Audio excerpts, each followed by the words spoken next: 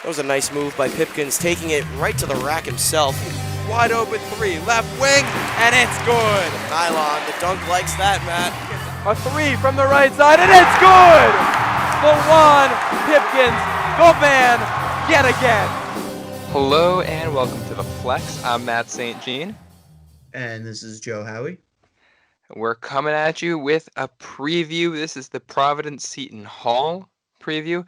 Friars are taking on the Pirates Wednesday night. That game is scheduled for 7 o'clock on Fox Sports 1, although I will say that's the time as of this recording. There's supposed to be a 5 o'clock game before it that has been canceled because of COVID. So you may be listening to this after they've decided to shift the time for TV windows and stuff. You never know. But at the moment, it's a 7 p.m. game. The Friars already beat Seton Hall in overtime in the Big East opener at Seton Hall earlier this season. That was A.J. Reeves with that late three. Now, this is a must-win game for both teams. Yeah, Matt, I think when you look at where both of these teams stand in the Big East Conference standings, what this game means for both teams is insurmountable. I mean, you cannot talk about Seton Hall without saying that they've been swept by Creighton and Villanova. You can't talk about Providence without saying we've lost a ton of close games, but we've also won a couple of overtime games that were close at the wire in regulation. So if I'm Seton Hall, I don't want to get swept by a third team in the conference. And if I'm Providence, I don't want to take this bad loss at Georgetown and turn it into a losing streak. No, and both teams. I wouldn't say Seton Hall doesn't have their back up against the wall or anything right now, but you lose 4 out of 5. You really, really want to bounce back from that, and Seton Hall can't afford to get swept by Villanova, Creighton, and Providence this year. If you do that, Seton Hall's looking at being a bubble team, potentially a play-in game, when a couple weeks ago they were gunning for a 7 seed or maybe even a 6 seed. They've really fallen off. And to be fair, they've played good teams. I mean, they've lost 4 of 5. All 4 were to Villanova and Creighton. So it's not like they're going out there and stinking up the joint. And 2 of those losses were close, but moral victories don't really count for anything on the resume. There's no quadrant 1 moral victory. At least maybe they added it this season, but as far as I'm aware, they don't have that. No, you're right. There is no moral victories. I think the selection committee does take into account the margin of loss or margin of victory and the location, although as we've learned, there's really no difference between a road game and a home game other than travel when with regards to atmosphere. But no, yeah, Seton Hall really can't afford to be swept by 3 teams. Providence can't afford to let one bad loss turn to a losing streak. So here we are. And the Friars, I know Friartown's very despondent over the loss at Georgetown, and that's a bad loss. That's a really, really tough loss to have. I will say, that loss barely moved the Friars on the Ken Palm rankings, barely moved the Friars on Lunardi's bubble. Moved them from, I think, 71 to 74. They're at 63 on Ken Palm. The Friars are on the outside looking in, and you have to win games. You can't miss opportunities. But that game didn't cost the Friars everything. I don't think the Friars can afford to lose this game. Well, here's the thing. We're talking about the Friars. It's in last season and in 2018 and 2016, there were multiple times where the Friars were in a position where it was you can't lose this game. They lost that game and then still did what they needed to do to make the tournament. So I think we've learned you never count out Ed Cooley in February or March. But this is one of those games, if the Friars win it, you feel a lot better. If you have a sweep over Seton Hall, you're going to have an opportunity for a sweep over DePaul later. You still have opportunities for sweeps over UConn and St. John's. If you somehow pulled all of those off, you're going to be in pretty good shape for your resume. Yeah, Matt, I think over the past 2 days, closer to Saturday, the hashtag PCBB Providence Basketball Twitter was violent. And listen, when you're a fan of a sport and you follow night in and night out, and you have a lot of emotional baggage invested in the team, and the team loses to the worst team in the conference after blowing a 15-point lead, you are more than right to be angry, to be emotionally upset, to have an emotional reaction. I'm all for being upset and being able to critique the team. However, when you take to Twitter and you bash the players and you bash a player because he missed a free throw, that's where I think you have to draw the line, because half of the people aggressively typing on their keyboards probably wouldn't have made either free throw. I know I sure as hell would not have made both free throws. So Yeah, and it's I a think, kid too. right, these are 18 to 22-year-olds that are working towards playing professionally, whether it's in the U.S. or in a foreign country. So let's take it easy. Yeah. We all heard me in the podcast. I was upset, but there is room to make up for the loss. Hmm. And I And I know that think sounds like hypocritical coming from my reaction on Saturday, but sometimes you need a few days to breathe. yeah, there's a little bit of grieving period after a Friars loss, and I think it's fair to be critical of the Friars this year. I don't think this is the Friars team we expected to see. I think we expected Providence to be a top 30 team in the country, probably with the talent and what was returning. But we're here now. Providence still has a chance to make the tournament. I'm a fan, and I'm ready to jump on board. If this team starts doing the right things, then let's get it going. And let's talk about the Seton Hall game. What are your thoughts on this matchup for both sides? So, just to respond, jump on board. We're already on board, Matt. We're not getting off the train anytime soon. Choo choo. Oh man, edit in a train right there.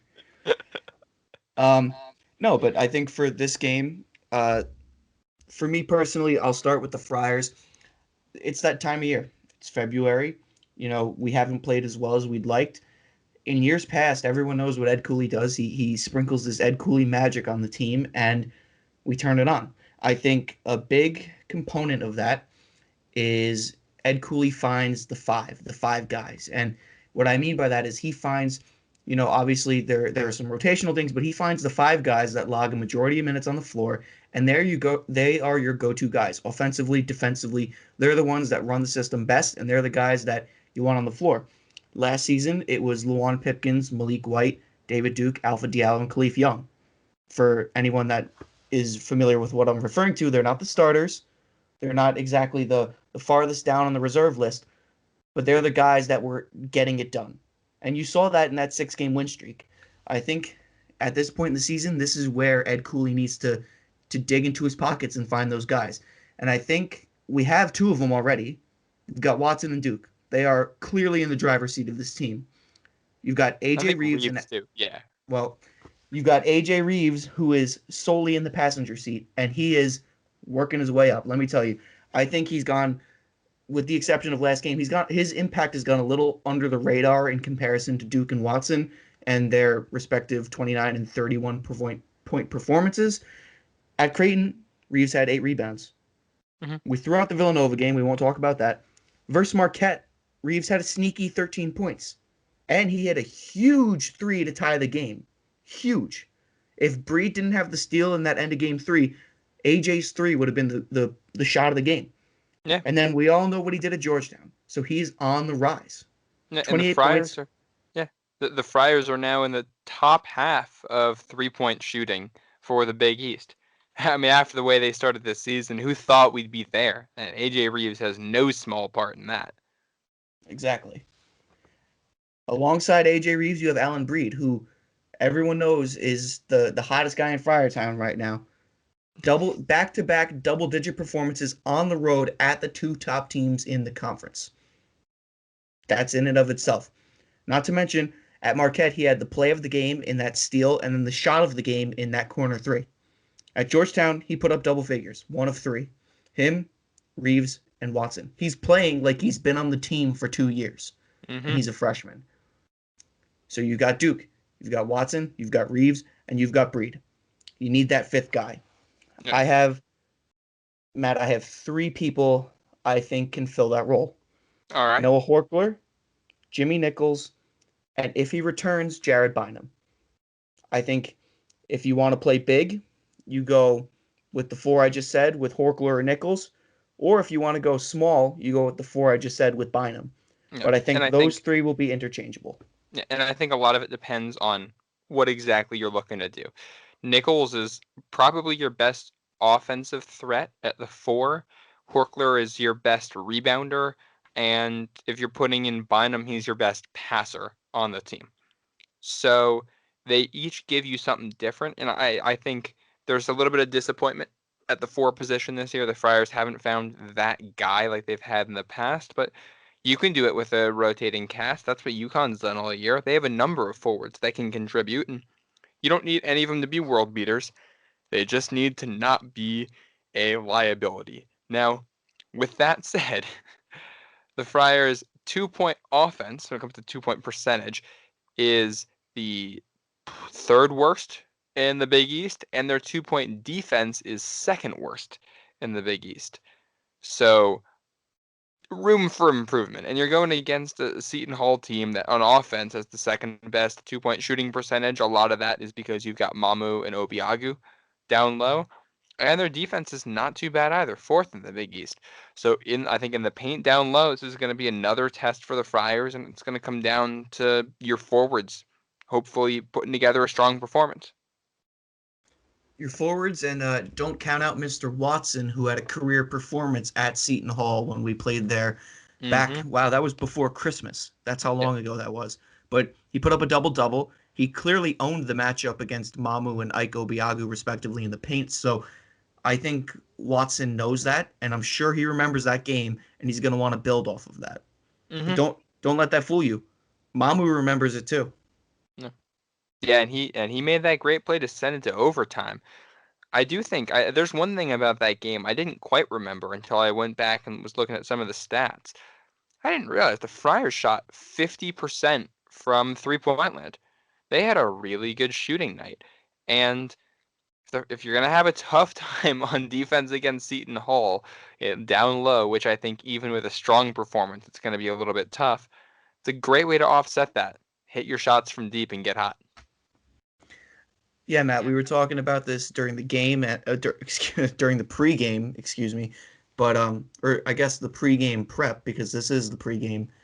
Whatever. We were talking about this before we started recording, and we mentioned that Seton Hall is not great at defending the 3-point arc. I think we just saw the epitome of that when they played at Villanova. It was like a 3-point shootout, and Villanova was clearly advantageous in that matchup, but when we played them last, we won on an A.J. Reeves 3-pointer. Yeah.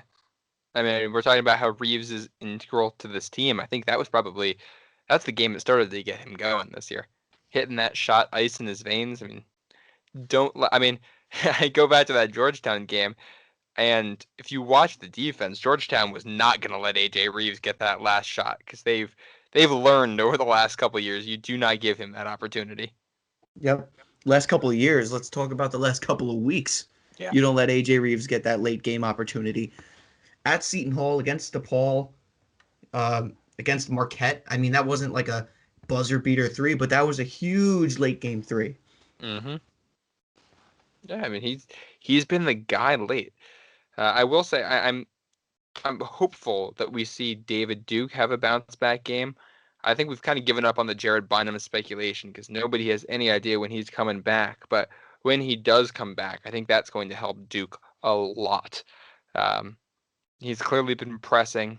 He's just struggling a bit. I mean, he did have that really good game 2 games ago, but that last game, 5 points and that missed free, that's tough. I think he'll have a bounce back performance, but it might be bounce back on the order of 12 to 15 points, not bounce back having another 30-point game. And you know what? I'm fine with that. If you've heard David Duke talk in these post-game pressers, he's very composed, and it seems that he's very critical and hard on himself. So I'm sure he didn't take that missed free throw lightly, although it's been expressed over and over again by the media that aren't Fairweather fans and Ed Cooley that the free throw did not lose the game. You know damn well in his own brain he's wishing he made that free throw. And he is going to work his tail off to make sure that he's not in that position again, and his team's not in that position again. He's just that type of player.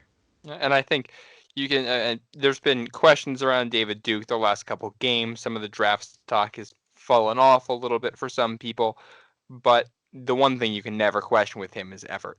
He gives it all in every game. Just sometimes it doesn't fall. Sometimes it's not your night. That happens. Right. That's basketball.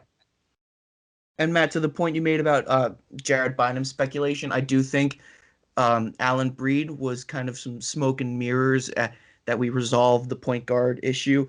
And while to an extent that is true, Breed is not as much of a distributor as Bynum.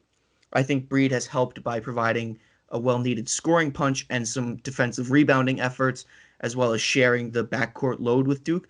But if you want like a true point guard to run the offense and take control of the team, I think you see Bynum at the 1, you could see Breed at the 2, Duke at the 3, and Reeves at the 4 if you want to go, small ball. That's fun. Yeah, I mean, Duke has really become the prime distributor on this team. He's surpassed where Bynum was for assist rate. Duke is now 115th nationally for that. So I mean, he's not the best, but if you're just outside the top 100 for something nationally, that's pretty impressive. And he's really taken control. And I know he's also in the top 5 for assists per game in the Big East right now. So where Duke has had some issues with scoring at points, I think he had 7 assists at Georgetown. He had some really nice passes. He's a great player because he contributes in every facet of the game. I'm actually looking at the stats right now. Duke surpassed Bynum by 0.4 assists.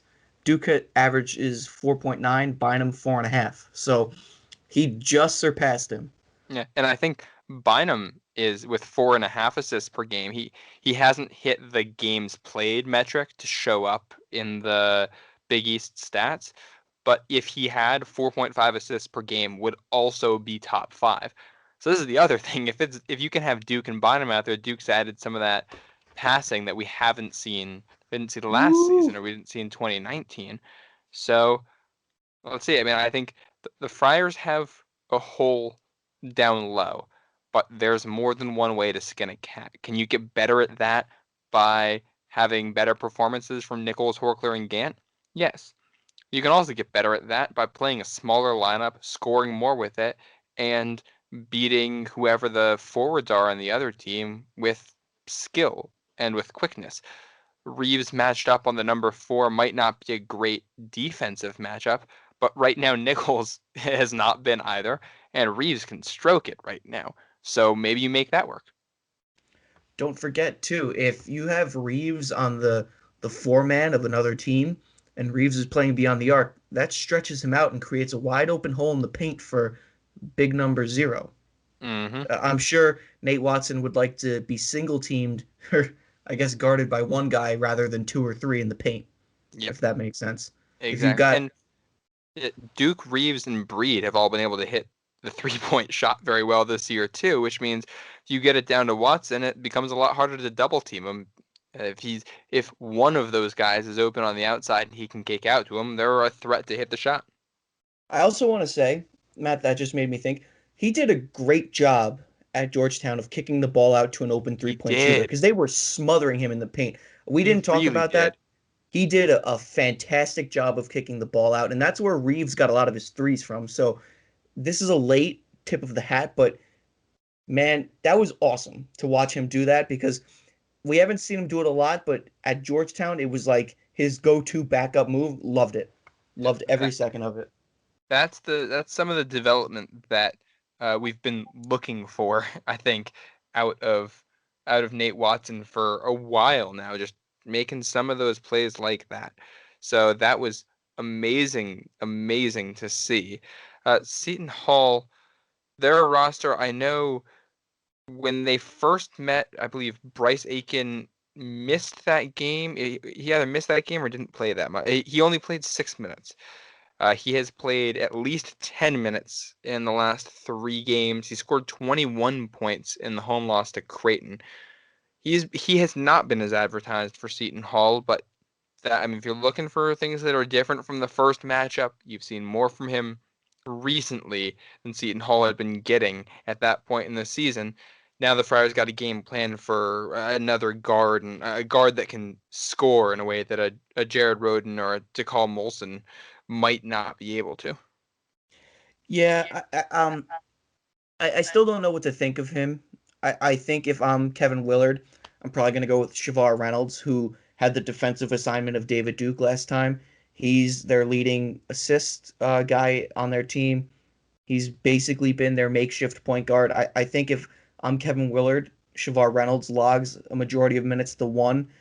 And not to mention, that was a fun matchup. Shavar Reynolds was a little chippy, a little aggressive and pushy. He tripped Duke at one point when Duke was actually driving to the hole before he kicked it out to Reeves. So I think that's going to be a fun matchup to watch. I think Bryce Aiken is severely undersized at 6 foot flat.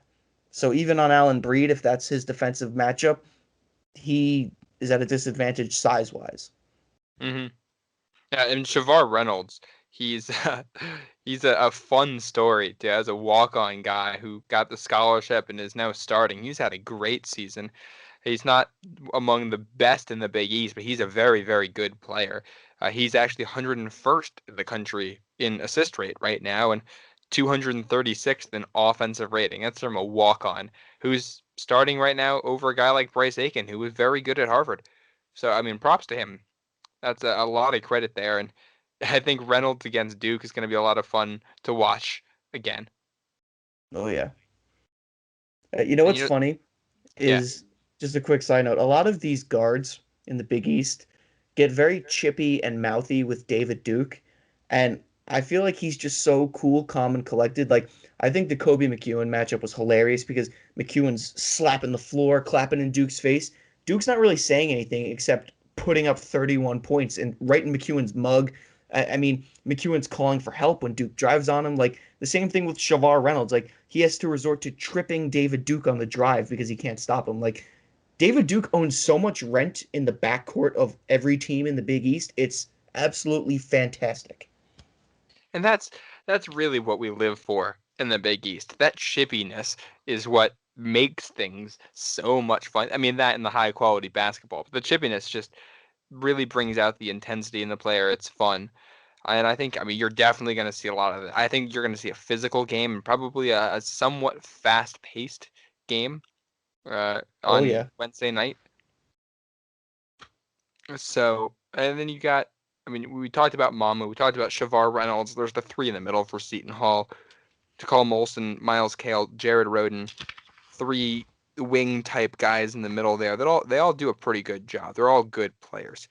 So that, I mean, it'll be interesting to see how the Friars match up against them. They did a pretty good job against them in the first meeting, but obviously it's why they play the games more than once.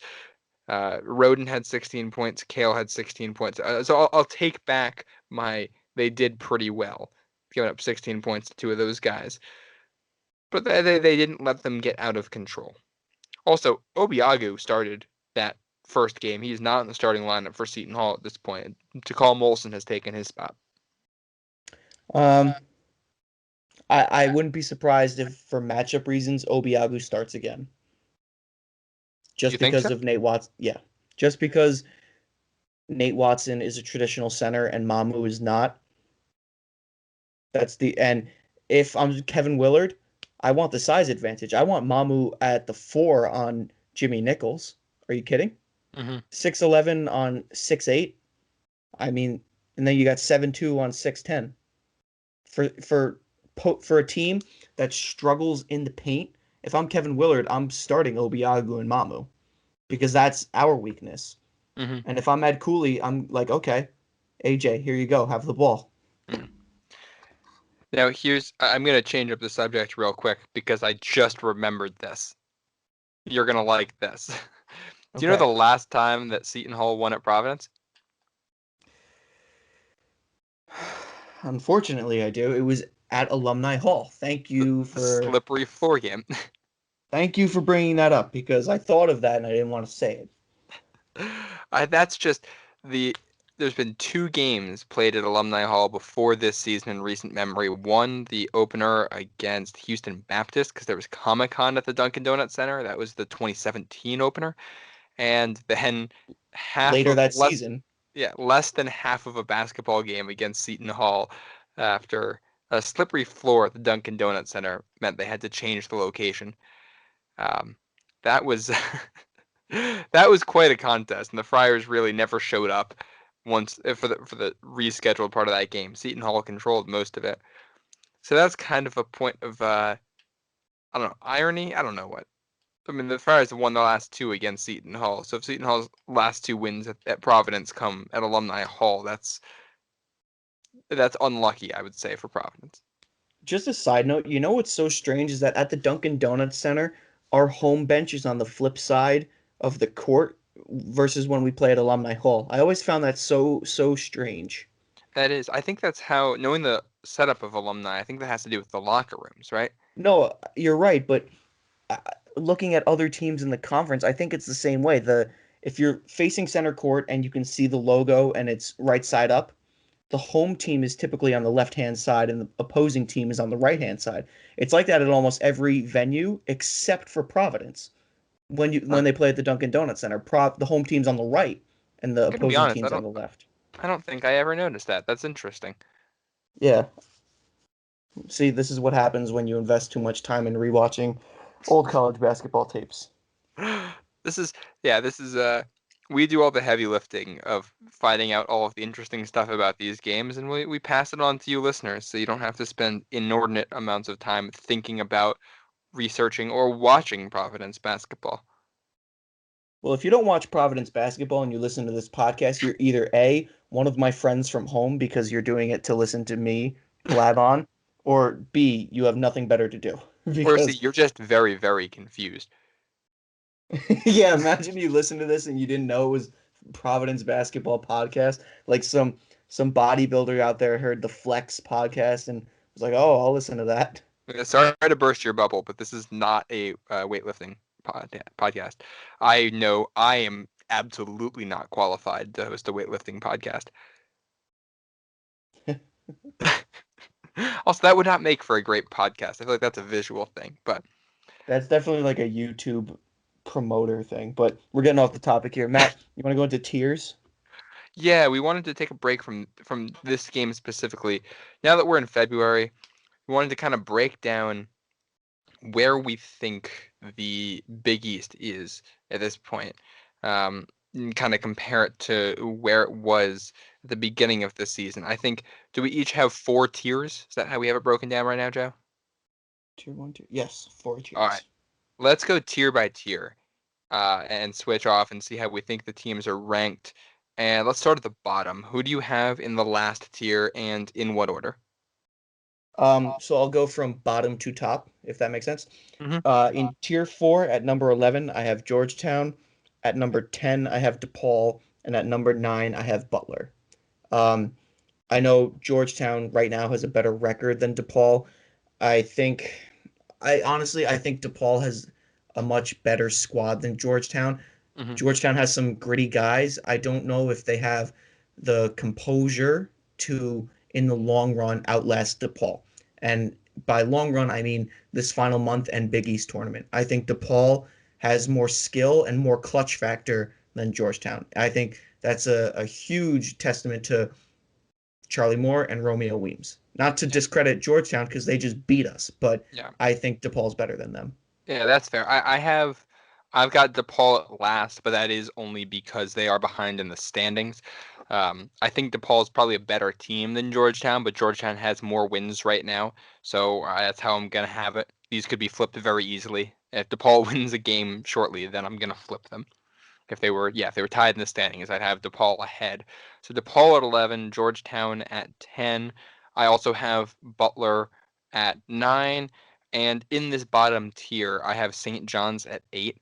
The Johnnies have won 4 in a row. 3 of those against Big East teams, all 3 on the road. Posh Alexander's playing out of his mind right now. So St. John's plays at Villanova, or they host Villanova on Wednesday. That's after the Providence Seton Hall games. I'm very intrigued about that. I don't think St. John's is going to be able to pull off some kind of a victory, but with a win, St. John's might be able to move up a tier, and my justification for this tier right now is St. John's, Butler, Georgetown, DePaul, all teams without a shot at the NCAA tournament as things stand now. Who do you got in tier 3? So in tier 3, going from bottom to top, at number 8, I have Marquette. At number 7, I have St. John's. At number 6, I have Providence. And at number 5, I have Seton Hall. Listen, we said this in the preseason. Wojo is not as good of a coach as everyone thought he was with Marcus Howard, and it's starting to show. Marquette really has no late game clutch factor. We saw that in the St. John's game. They were given 2 opportunities to score and tie it and force overtime, and they just did not capitalize at all. Instead, they spent more time begging for calls than actually executing on the floor. They're on a 3-game skid. They're playing downhill in traditional fashion. I just don't think that Wojciechowski is using the talent that he has on his roster correctly, No, because he I does have agree. talented guys. Yeah, no, he's done a terrible job coaching them this year. I actually, to differentiate from you, I have St. John's in this tier 3. I think they're playing uphill. 4-game win streak. They frighten me. They really do. They are a gritty basketball team. They are composed. They have much better coaching than in years past. Like you said, Posh Alexander is on fire. I think St. John's it has a serious shot at landing at above 6 this year. I really do. And Yeah. that frightens me because if the ball doesn't bounce our way, we might not land above 6 this year. Yeah. So I think St. John's is in my tier 3 for that reason. That's fair. I mean, St. John's is ahead of Marquette, and actually, Providence and St. John's are tied in the Big East standings at the moment at 5 and 6. As alarming as that sounds, that's where they're at right now. I said at the time the Mike Anderson hire for the Red Storm was going to be huge, and it has been. I think he's done a lot of good stuff there. They're getting the most out of their players, and I think give it a year, and that team is going to be. They're going to start to get really good. They're going to get recruits too. I have in this tier 3, Marquette, then Providence, and then Seton Hall. That's 7, 6, and 5. Again, my justification here is these are 3 bubble teams right now, and that's why I have Marquette ahead of St. John's. I think St. John's is playing better basketball, but Marquette is getting some tournament love, and St. John's is not. Marquette has the win over Wisconsin. St. John's doesn't have anything like that. Marquette's probably a better team, but St. John's is playing better basketball right now. That's fair. I've got That is Providence completely ahead. fair. Yeah, I've got Providence ahead of Marquette at the moment because of that last win, and most bracketologists have the Friars ahead of Marquette as well. They have Marquette basically on the deepest part of the bubble at the moment, and then Seton Hall. I would, before the last 2 weeks, I would have had Seton Hall in the 2nd tier, but Yep. they just too many tough opportunities. If Seton Hall beats Providence, I think they jump back up. I think they're very close. But they are definitely on the bubble at the moment, so they're going to be tier 3 for me. And let's take a look at tier 2. Yeah, I mean, I almost put Seton Hall in their own tier just because they're towards the top of the conference, but getting swept by Villanova and Creighton. I don't know where that came from. Creighton, bumped them back down. Yeah, I mean, Seton Hall is one of those. Basically, you live on the bubble teams just like us. Providence lives on the bubble every year. Okay. Tier 2 at number 4, I have Connecticut, and at number 3, I have Xavier. I mean, Connecticut could also very easily be in tier 3. They've only played 8 Big East games, so it's very hard to judge. Xavier's only played 6. They're on pause again, but right now their record, I mean, they're 4-2, so they're far over 500. Right now they're the 3rd best team in the conference by standings and record alone. So you can't not put them in tier 2 just because they haven't played. Yeah, I have these two flip-flopped. I've got UConn at 3 and Xavier at 4. My primary reasoning being that UConn has still played good basketball without Bouknight.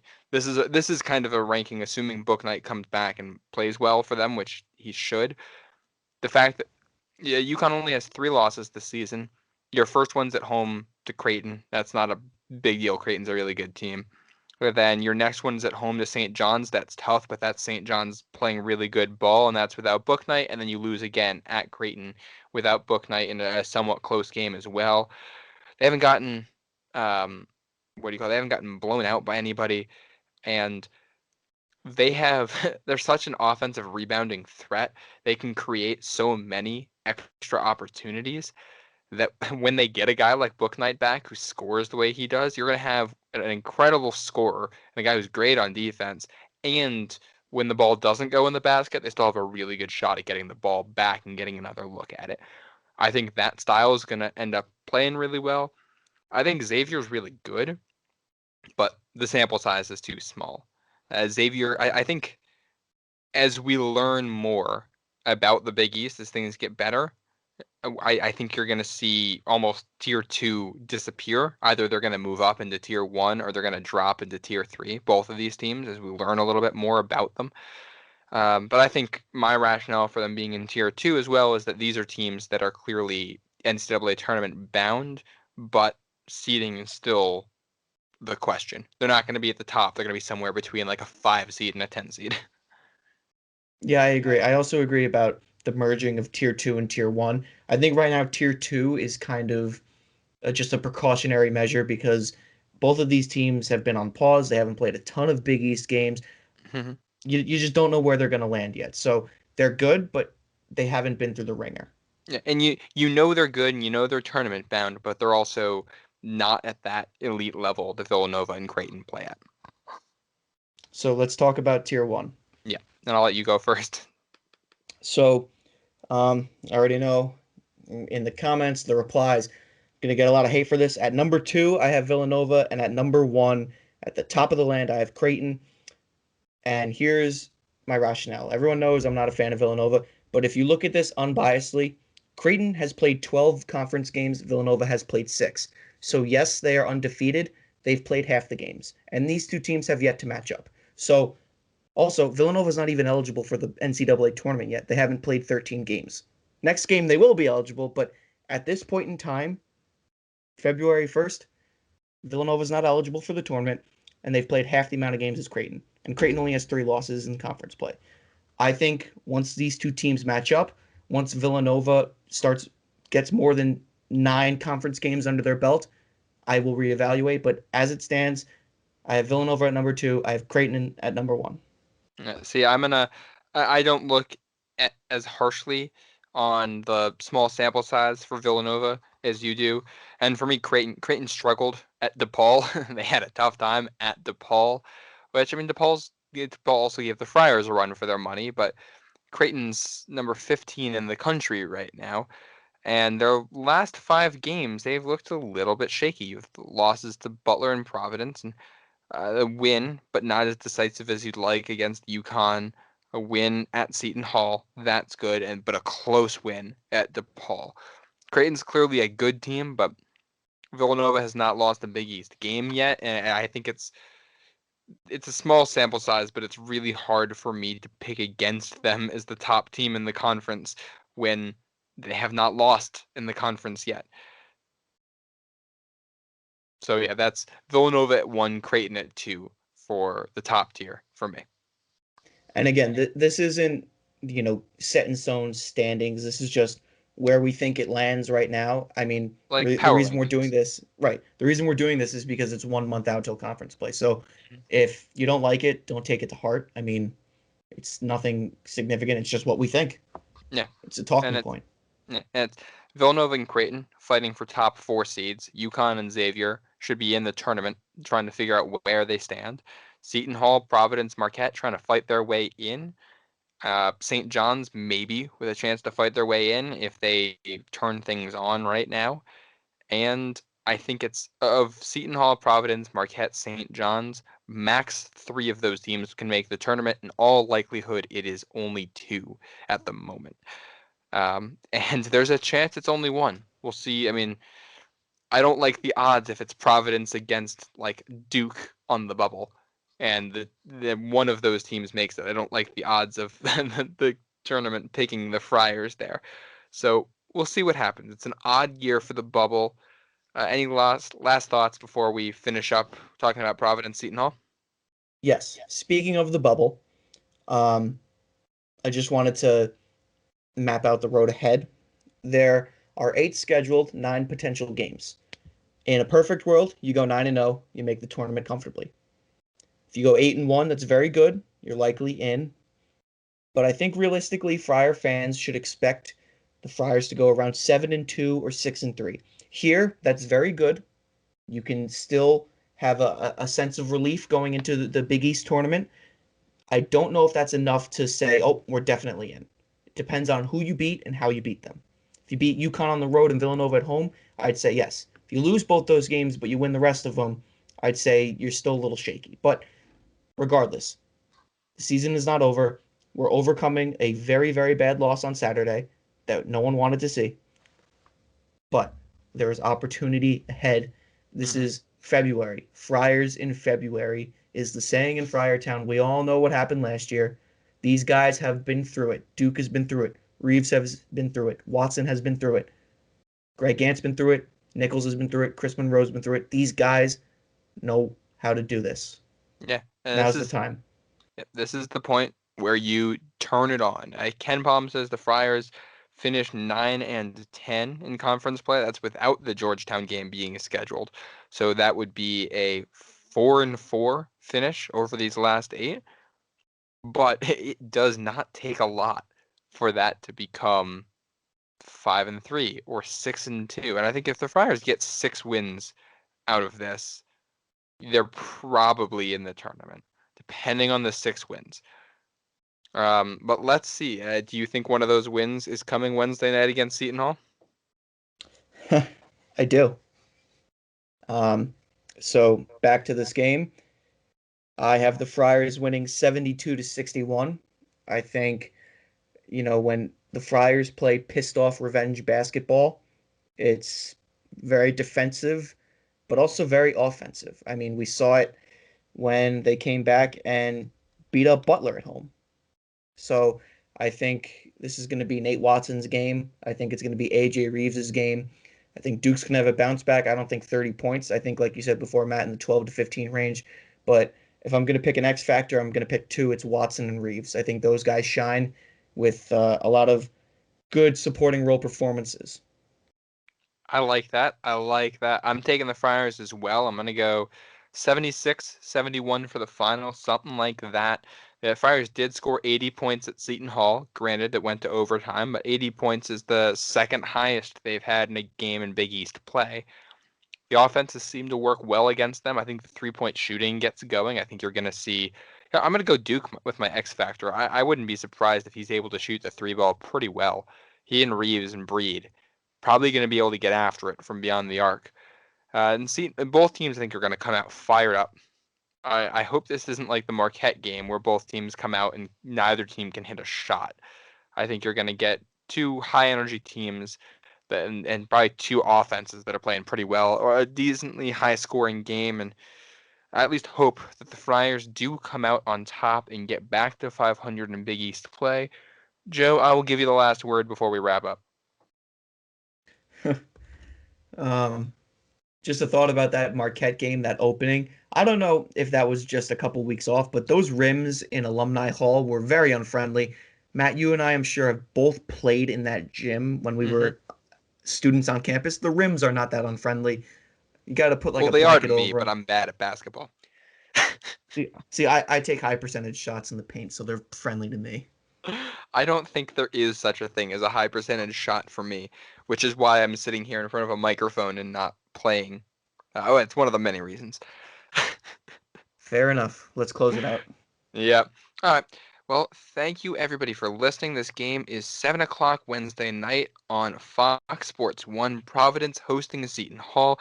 Make sure that you tune into that and follow us on Twitter at the Flex Hoops so that you can stay up to date and get the latest podcasts. Make sure you get our post-game episode after that one. Hopefully, fingers crossed, we're going to have a happy episode to bring you all, like he said, Friars in February. Let's get it going. For Joe Howie, I'm Matt St. Jean. Thank you for listening. Go Friars. It's Friars in February time, baby.